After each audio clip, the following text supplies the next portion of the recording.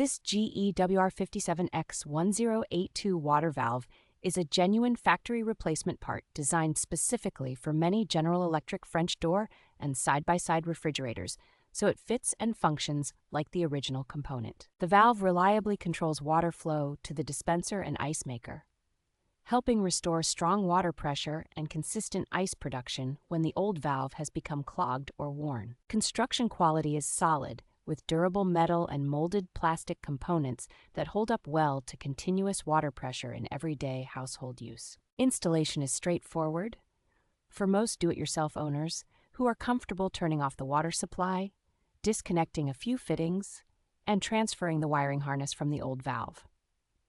Because it is engineered for a precise group of General Electric models, it reduces the trial and error that can come with using universal parts that may not align with existing mounting points or tubing connections.